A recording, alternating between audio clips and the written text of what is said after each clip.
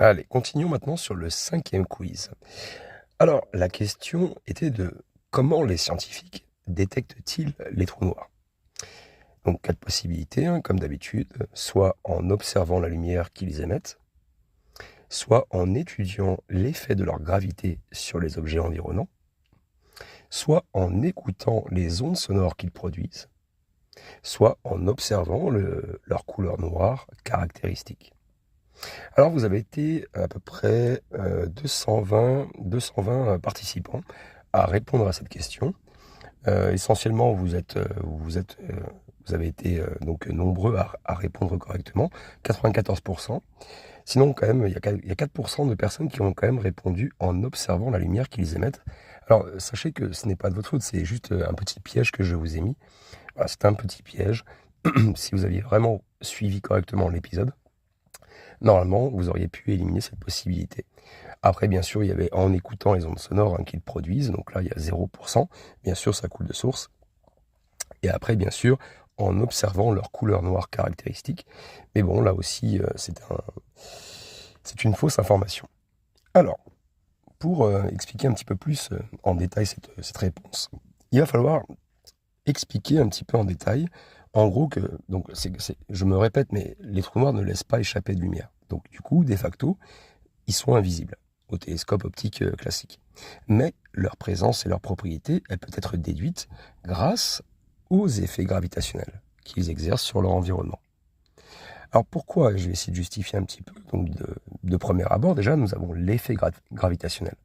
Les trous noirs, ils influencent la trajectoire et la vitesse hein, des objets qui sont proches, comme des étoiles, des nuages de gaz ou des disques d'accrétion. Et ces interactions gravitationnelles, en fait, sont mesurables et fournissent des preuves indirectes hein, de la présence d'un trou noir. Donc, par exemple, hein, j'ai déjà fait un épisode là-dessus. Dans le cas de Sagittarius A, donc c'est un trou noir supermassif hein, au centre de la Voie lactée, de notre Voie lactée, de notre galaxie. Eh bien, les scientifiques ont observé des étoiles hein, qui orbitent très rapidement autour d'un objet invisible. Et j'ai mis, il me semble, ces petites vidéos de la NASA dans l'épisode. Donc je pense que vous pouvez les observer aussi. Ensuite, deuxième argument, c'est le disque d'accrétion. Souvent, j'en parle dans mes épisodes, lorsque la matière tombe vers un trou noir, eh bien, elle forme un disque d'accrétion hein, qui va s'échauffer à des températures extrêmes et émet des rayonnements X et gamma. Et donc, du coup, ces émissions sont détectables et même trahissent l'existence d'un trou noir. Troisième et dernier argument, c'est celui des ondes gravitationnelles. Alors, j'en ai parlé aussi très souvent, lors de la fusion de deux trous noirs, il y a des ondulations qui se produisent dans l'espace-temps, qu'on appelle des ondes gravitationnelles.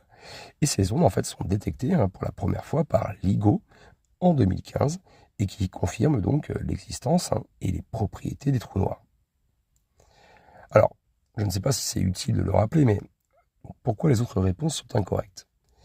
La première possibilité, c'était donc en observant la lumière qu'ils émettent. Donc vous étiez quand même 4%. Voilà, c'était un petit piège, on va dire, de mots. Mais en fait, les trous noirs eux-mêmes, ils n'émettent aucune lumière. D'accord? Il faut qu'on se comprenne bien là-dessus. Les trous noirs n'émettent pas de lumière. Donc ce sont les phénomènes environnants, comme par exemple le disque d'accrétion, qui émettent des rayonnements. Donc toute la matière qui gravite autour.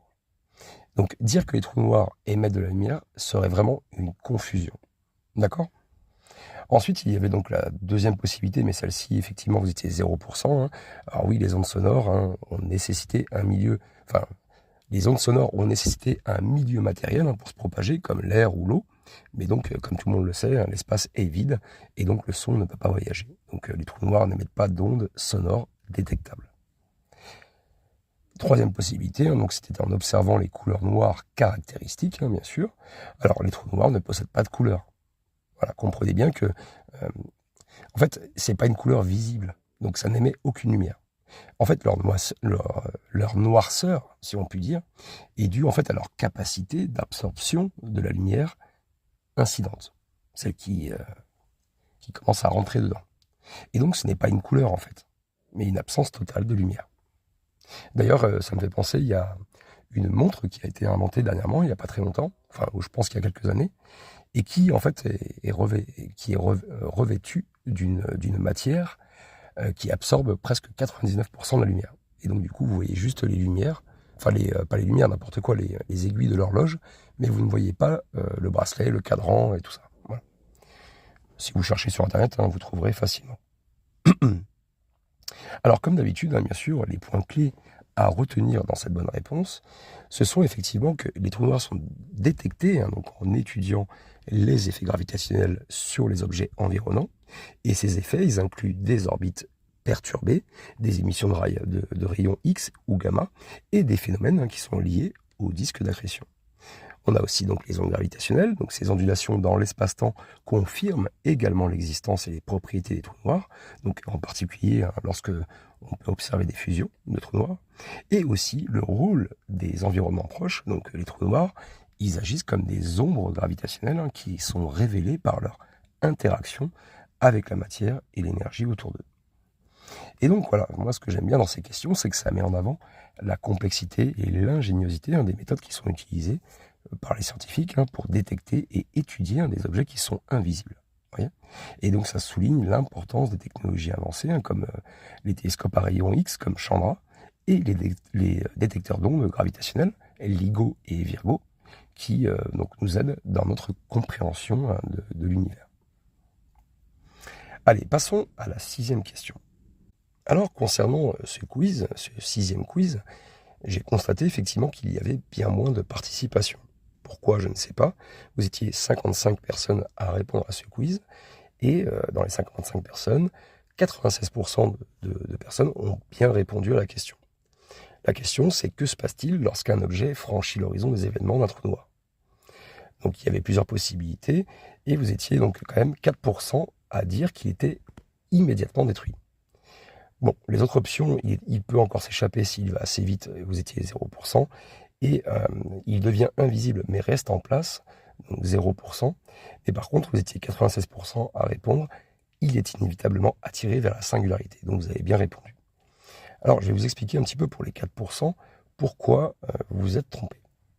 En fait, lorsqu'un objet franchit l'horizon des événements d'un trou noir, en fait il atteint donc une région où la gravité donc est si intense qu'il n'existe aucun chemin qui permette de s'échapper. À partir de ce point, l'objet, en fait, il est irréversiblement attiré vers le centre du trou noir, qu'on appelle la singularité, où la densité, en fait, est théoriquement infinie. Alors, il y a plusieurs arguments. Donc déjà, la région de non-retour, j'appelle ça. L'horizon des événements, il marque une frontière théorique où la vitesse de libération, elle dépasse celle de la lumière.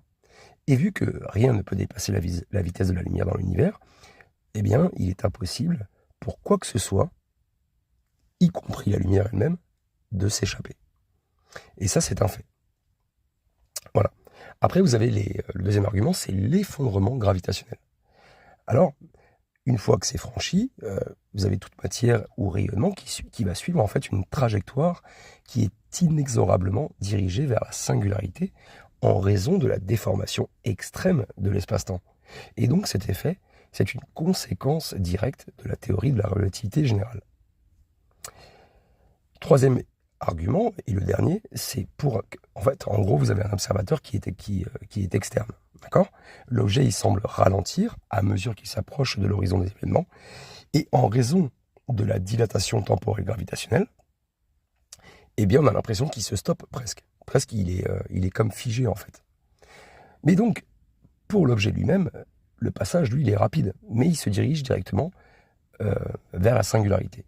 Et donc, il faut bien comprendre, effectivement, que lorsqu'un vaisseau s'approche de l'horizon des événements, eh bien, donc, pour lui, effectivement, il va avoir un voyage tranquille, hein, tout va bien se passer, je vous simplifie les choses, mais du point de vue d'un observateur extérieur, donc qui vous regarde, par exemple, de la Voie lactée, eh bien, lui, il va se dire, et c'est bizarre, on a l'impression qu'il ne bouge plus.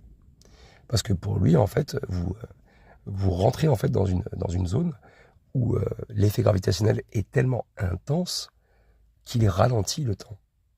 Et donc, d'un point de vue observateur, il pourrait se passer des milliers d'années, des centaines d'années, des milliards d'années. Alors que vous, il s'est passé quelques secondes. Tout dépend de la taille du trou noir, bien sûr. Alors pour les 4% donc, qui ont répondu incorrectement, si je puis dire, eh bien, pour vous rassurer, en gros, l'objet qui franchit l'horizon des événements, il n'est pas immédiatement détruit. En fait, la destruction, elle dépend de la proximité, de la singularité et des forces de marée. Donc en gros, c'est la différence gravitationnelle entre les parties de l'objet. Et donc, dans les trous noirs supermassifs, par exemple, les forces de marée près de l'horizon sont vraiment très faibles. Voilà, c'est pas intuitif, mais je vous le dis. Plus c'est gros, et plus c'est lent. Et plus c'est petit, plus c'est rapide. Voilà. Et donc, pour les points clés qu'il faut retenir justement dans cet argument, c'est que toute matière ou énergie qui franchit cette limite est inévitablement entraînée vers la singularité. Il n'y a pas d'échappatoire.